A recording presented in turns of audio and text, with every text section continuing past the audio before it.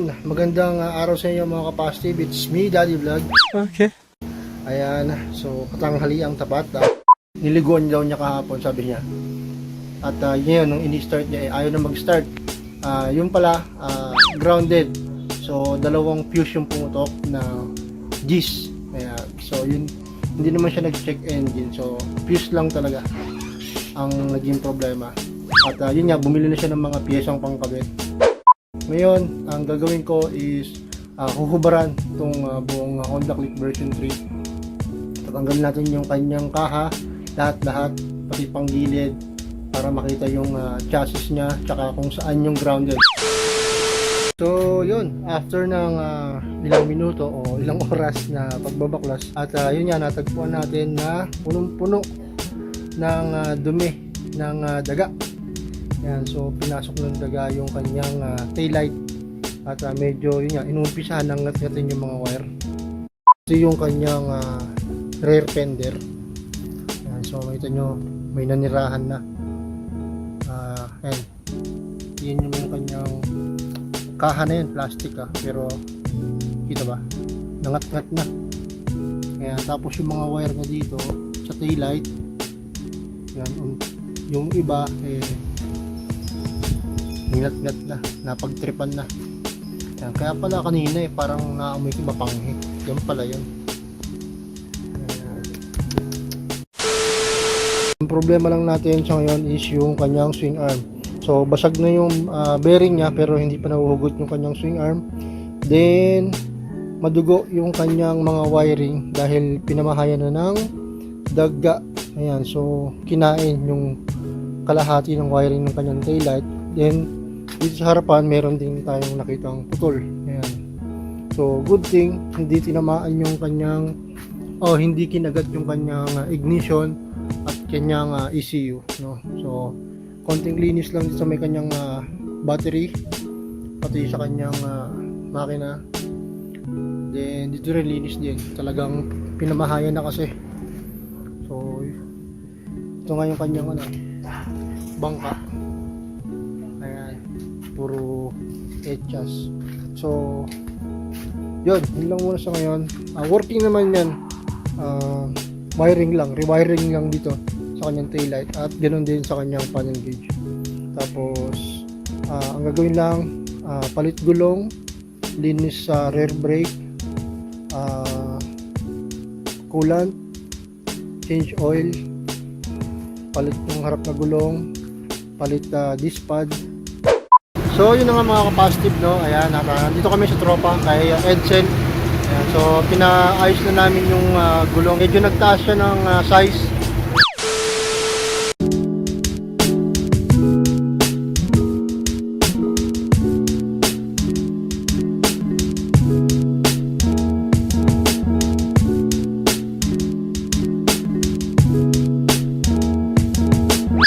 Konting update lang regarding dito sa ginagawa nating Honda Click 125. At yun nga, no, dahil nga tinirahan na siya ng daga, so wiring ang unang tinira, linis ng buong chassis dahil nga yun, puro putik-putik, hindi siya kaya ng sabon tubig lang, so gumamit tayo ng AC Care Degreaser, no. So yun, napakalupit talaga ng AC Care Degreaser, very effective siya lalo na sa mga ganitong sitwasyon ng paglilinis ng chassis, panggilid at crankshell.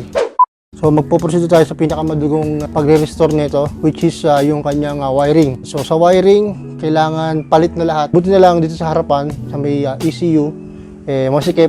So hindi siya nakapag ikot-ikot. Ang bali ang tinira lang niya is yung brake switch at saka yung horn. Ayan. So yun lang naman sa mga na-check ko. Yun lang naman ang problema. Kabit ko lang tong rear brake at front brake. Lagi din tayo ng brake fluid, okay na.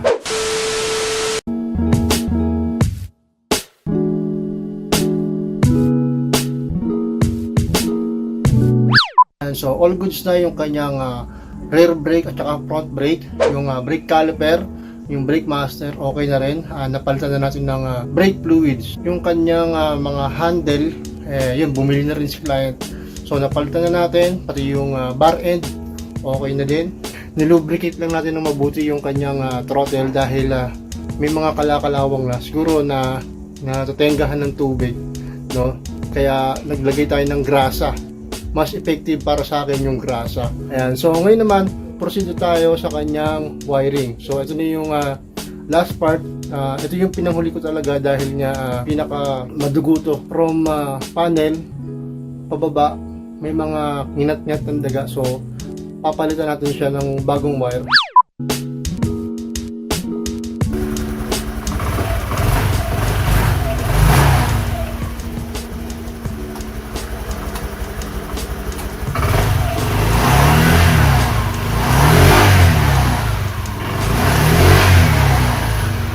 The next day. All goods na. Inabot lang tayo ng kagabi sa pag-wiring, no. Napa-under ko na siya. Kinapos lang tayo sa electrical tape. Ayan, kaya bumili pa ako ngayong umaga. But yun nga, no. Nung pina-under ko siya, nakarinig ako ng kaluskos dito banda sa kanyang CVT. So, plano ko sana is hindi na sana buksan tong panggilid niya since nalinis ako na to before. So, ngayon, babaklasin ko na muna siya. Linis panggilid, check na rin kung ano yung kumakalansing. Then, after nyan, bubuuin ko na yung kanyang kaha. Ang kagandahan naman dito sa unit na to is walang check engine. So, all goods naman. Maliban lang dito sa kanyang CVT. Tama nga yung hinala ko. Natuyuan na. Naubusan na ng grasa itong kanyang torque drive bearing, no. So gawa siguro nung kita nyo naman sobrang alikabok.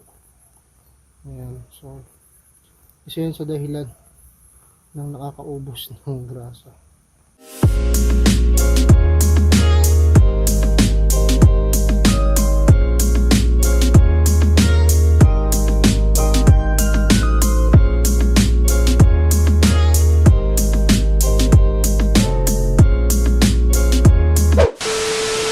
Update sa ating Honda Click 125. Okay na yung kanyang kaha, okay na rin yung panggilid. Ayan, nalinisan na natin siya at naayos natin yung problema ng kanyang torque drive, no, which is tuyuan na talaga pala siya ng grasa, no. Yung kanyang torque drive bearing wala nang grasa. So yun, talagang kailangan may grasa yun dahil para hindi siya maglangit-ngit. Then the same time, may napansin ako dun sa kanyang flyball, no. Yung isang flyball niya, I mean dalawa, nagkaroon siya ng gatla o siguro mayroon pumasok na bato or basta something matigas. All goods na. So kumbaga in short, refresh na itong Honda Click ni client at all goods ng manakbuli. Ayan. Especially yung wiring niya, natanggal na natin lahat ng nabuog o napatid ng daga, no. Kawawa naman.